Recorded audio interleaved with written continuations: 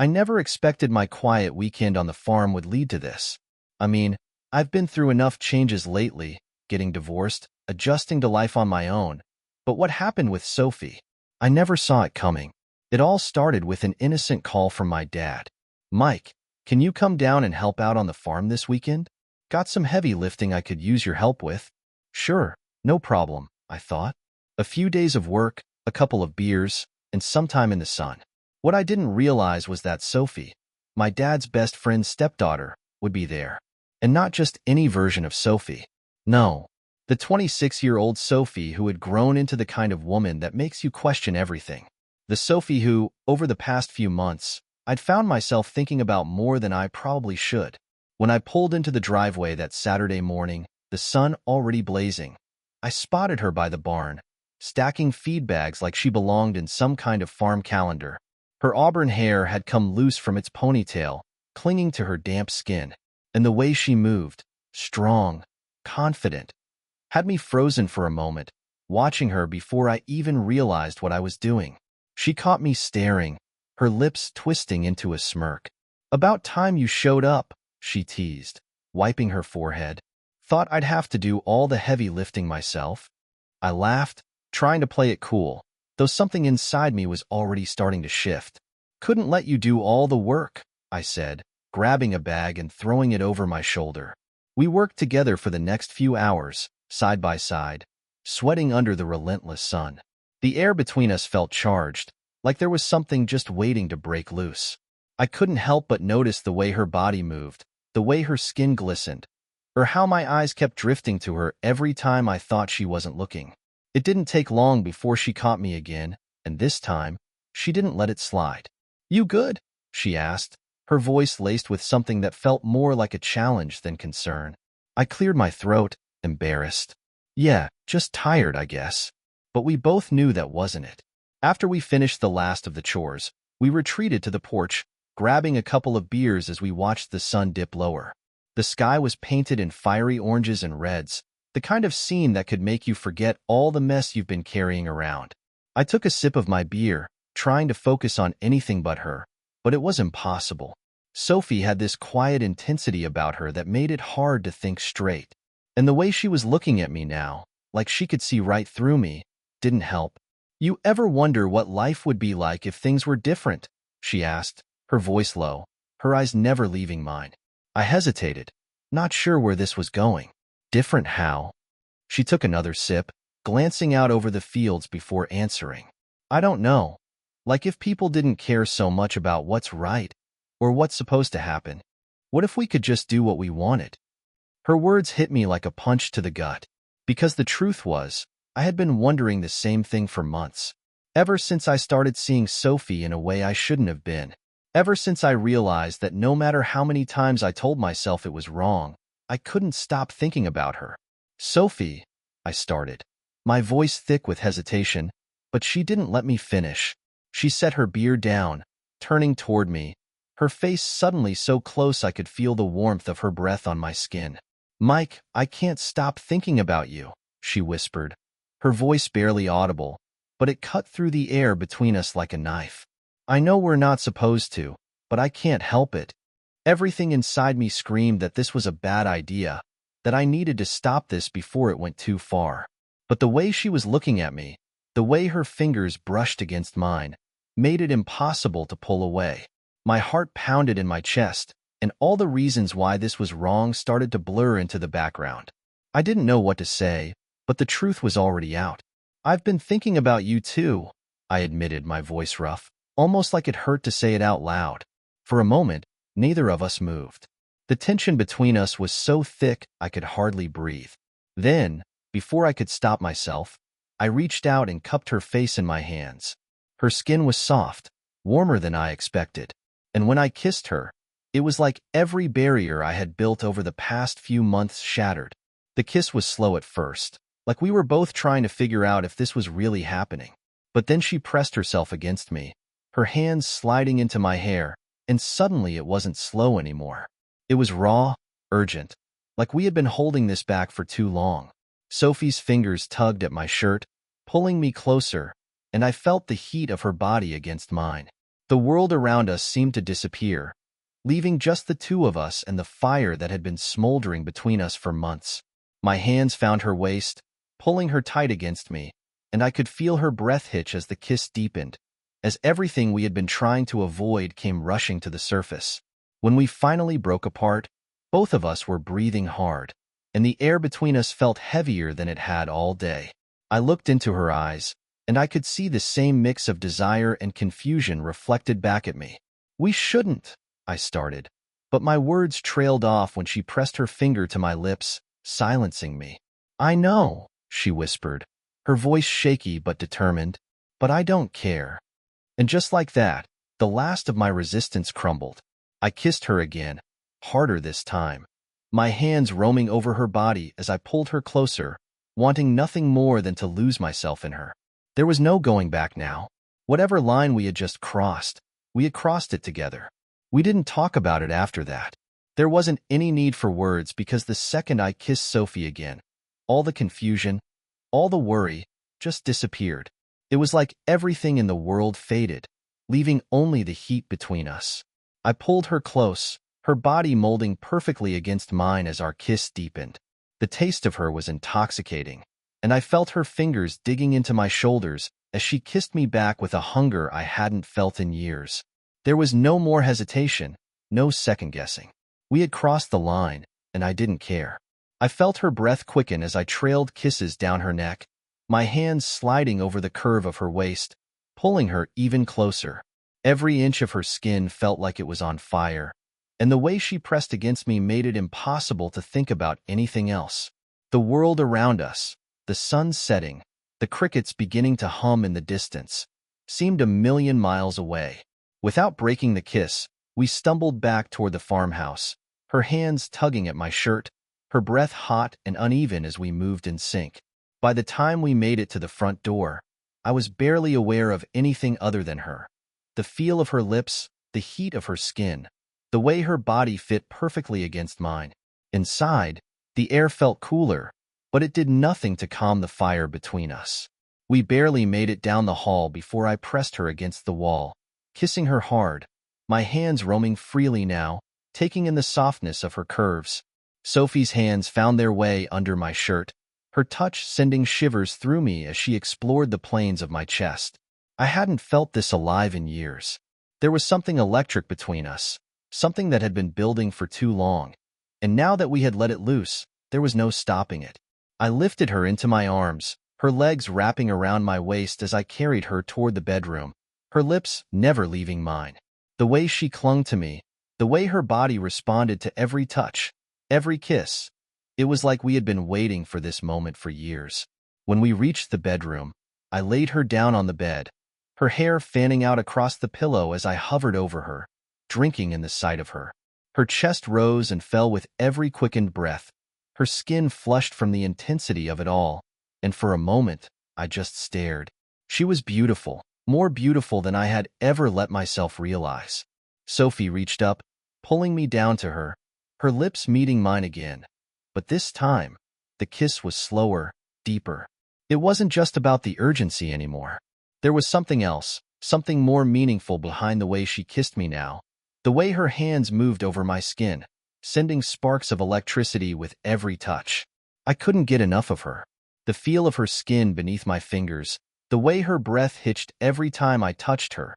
It was all too much and not enough at the same time. I wanted more. I wanted all of her. And she seemed to want the same. As I undressed her, every movement felt like a revelation, every inch of exposed skin a new discovery. Her body was soft and warm, and the way she looked up at me, her eyes dark with desire, made my heart pound harder in my chest.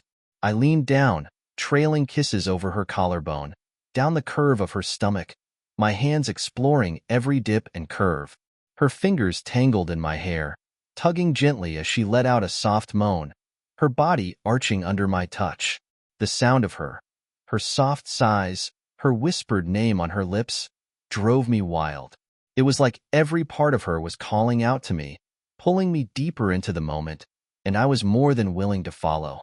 I kissed her again, slow and deliberate, savoring every second, every taste of her, as our bodies moved together in perfect rhythm. We spent hours like that, lost in each other, exploring, kissing, touching. It was as if time had stopped, and nothing outside that room existed. Her hands roamed over me, tracing the muscles in my back, the curve of my jaw, her touch sending shivers down my spine. Every time she whispered my name, it was like fuel to the fire, making me want her even more. When we finally collapsed back onto the bed, tangled in each other, both of us breathing hard, the room was dark, save for the faint glow of moonlight filtering through the window. I rested my forehead against hers, my hand still resting on the curve of her hip, and for a moment, neither of us said anything. We didn't need to. The silence was comfortable, filled with the kind of understanding that went beyond words. "I don't know what this means," she finally whispered, her voice barely audible in the quiet of the room. I didn't have an answer for her. "Neither do I admitted, brushing a strand of hair from her face. "But I know I don't want it to end." Sophie smiled softly, her fingers tracing the line of my jaw. "Me neither." I kissed her again, slower this time, savoring the feel of her lips on mine, the way her body relaxed against me. There was still so much unsaid between us, so many questions that we hadn't even begun to answer. But for now, it didn't matter. All that mattered was that we had finally let go of everything holding us back. We lay there in the darkness, tangled in each other, and for the first time in a long time, I felt at peace. It didn't matter what came next. It didn't matter what anyone else thought. All I knew was that I wasn't letting her go. The next morning, I woke up with Sophie curled up against me, her head resting on my chest, her fingers lightly tracing patterns across my skin. The sun was just beginning to filter through the curtains, casting a warm, golden glow over the room, but all I could think about was her. How right it felt to have her here, lying next to me. For the first time in years, I didn't feel that emptiness gnawing at my insides. With Sophie beside me, the weight of everything that had been hanging over me, the loneliness, the confusion, seemed to have lifted. But as I watched her stir awake, a knot of reality tightened in my chest. I knew things weren't going to be easy from here.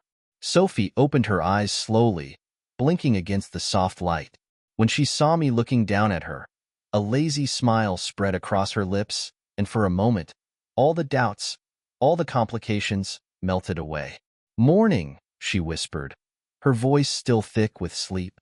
"Morning," I replied, my fingers running through her hair, tucking it behind her ear. "You sleep okay?" She nodded, her cheek brushing against my chest as she nuzzled closer.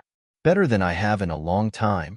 For a moment, we just lay there, wrapped up in the warmth of each other, the world outside the farmhouse forgotten. It was like the whole universe had shrunk down to this single moment, and I wanted to hold on to it for as long as I could. But I knew we couldn't stay like this forever. "We need to talk," I said, my voice breaking the silence, though I hated to be the one to bring it up. Sophie let out a sigh, her hand resting on my chest as she looked up at me. "Yeah, I know." She sat up, pulling the sheet around her shoulders, her expression shifting from peaceful to uncertain. I propped myself up on my elbow, watching her as she gathered her thoughts. I knew this was going to be hard. We'd crossed a line last night, one we couldn't just ignore. But as complicated as it was, I couldn't deny the connection we had found. And I wasn't sure I wanted to go back to the way things were.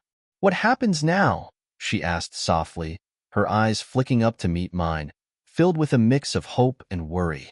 I took a deep breath, running a hand through my hair as I considered how to answer her. "I don't know," I admitted, being honest because the truth was, I didn't have any clear answers. "But I know I don't regret anything that happened." Her eyes softened, and for a moment, relief flickered across her face. "Me neither." I reached for her hand, pulling her back down beside me, pressing a soft kiss to her forehead. "We'll figure this out," I murmured, trying to reassure her as much as myself. "I don't know how, but we'll figure it out. Together." She smiled, a genuine smile that reached her eyes, and for the first time that morning, I felt like maybe, just maybe, things would be okay. The rest of the morning passed in a quiet blur. We got dressed, made coffee, and went about our usual routines like nothing had changed. But everything had changed. Every glance, every brush of her hand against mine, carried a new weight. There was no more pretending, no more denying what was between us. And yet, the outside world was still waiting. That afternoon, I was out in the fields, helping my dad with some repairs on the fence line. The sun was high in the sky, and the air was thick with the smell of dust and hay.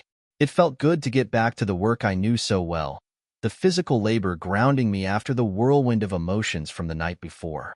But I couldn't stop thinking about her, about the way her body had felt against mine, the way her lips had tasted, the way we had lost ourselves in each other. And I knew I wasn't the only one struggling to hold on to the normalcy of the day.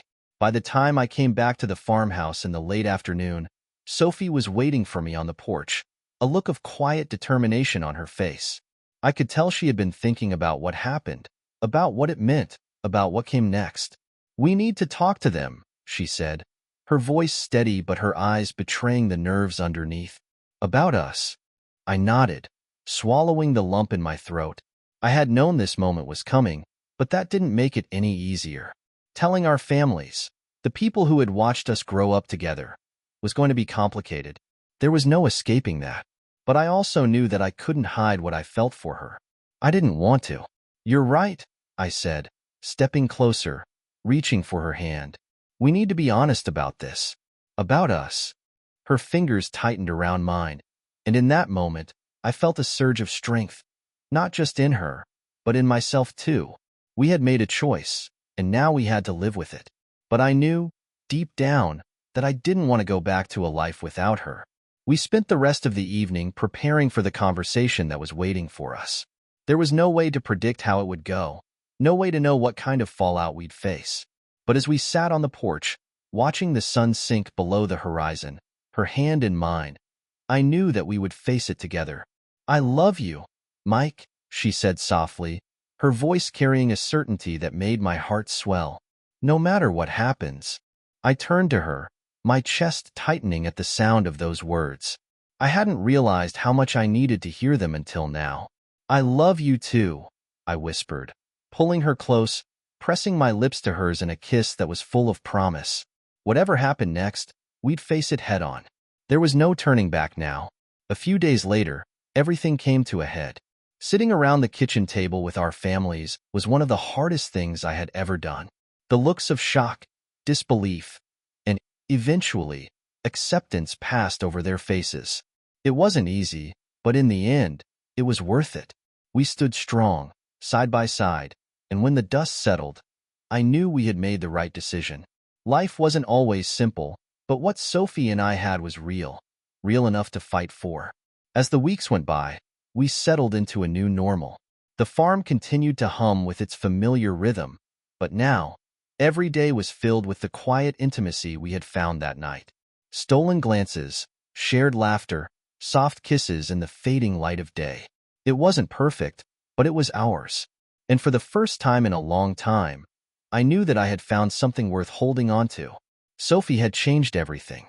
She had brought me back to life in ways I never expected, and as we stood there, watching the sunset from the porch, I knew that no matter what challenges lay ahead, we would face them together. We had found love in the most unexpected of places, and I wasn't about to let it go.